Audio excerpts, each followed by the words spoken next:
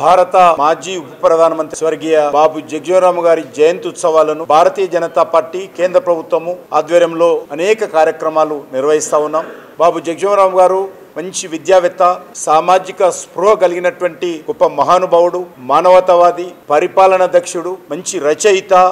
వారు బీహార్ నుంచి మొదటిసారిగా శాసనసభ్యుడిగా ఎన్నికైనప్పటి నుంచి మొదలు పెడితే ఈ దేశానికి తనకంటూ ఒక ప్రత్యేక స్థానాన్ని సంపాదించుకొని నైతిక విలువల కోసం కృషి చేసినటువంటి మహానుభావుడు. రక్షణ శాఖ మంత్రిగా ఉండి బంగ్లా ఉద్యమంలో పాకిస్తాన్ సంబంధించి యుద్ధం జరుగుతున్నప్పుడు కీలక పాత్ర పోషించినటువంటి వ్యక్తి. ఎమర్జెన్సీలో కాంగ్రెస్ పార్టీకి శ్రీమతి ఇందిరాగాంధీకి వ్యతిరేకంగా బయటకు వచ్చారు. బడుగు బలైన వర్గాల నాయకుడిగా డాక్టర్ బాబాసాహెబ్ అంబేద్కర్ రూపకల్పన చేసినటువంటి రాజ్యాంగాన్ని స్ఫూర్తిగా తీసుకొని ప్రజాస్వామ్యబద్ధంగా అందరికీ అన్ని రకాల హక్కులు ఉండాలని కోరుకున్నటువంటి మహానుభావుడు బాబు జగజీవన్ రామ్ గారు. ప్రజా హక్కులను కాలరాచి రాజకీయ నాయకులను, పత్రికా విలేకరులను, ఉద్యమకారులను, సామాజిక వేత్తలందరినీ కూడా జైల్లో పెట్టినప్పుడు బాబు జగజీవన్ రామ్ గారు కాంగ్రెస్ పార్టీతో విభేదించి బయటికి వచ్చి స్వతహా రాజకీయ పార్టీని స్థాపించిన తర్వాత 77లో జయప్రకాష్ నారాయణ పిలుపుతో వారు స్థాపించినటువంటి పార్టీని బాబు జగజీవన్ రామ్ గారు జనతా పార్టీలో విలీనం చేసి ఒక ఉద్యమం లాగా జనతా పార్టీ విజయం సాధించడంలో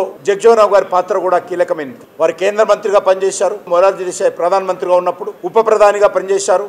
80లో వారు ప్రధానమంత్రిగా అటల్ బిహారీ వాజ్పేయి గారి నాయకత్వంలో భారతీయ జనతా పార్టీ ప్రధానమంత్రిగా ప్రతిపాదించినప్పుడు ప్రధానమంత్రి కాకుండా ఆ రోజు కాంగ్రెస్ పార్టీ అడ్డుకోవడం జరిగింది. లేకుంటే తొలి దళిత నాయకుడిగా, దళిత ప్రధానమంత్రిగా జగజీవన్ రామ్ గారు ఆ పీఠ మీద కూర్చునే అవకాశం ఉండేది.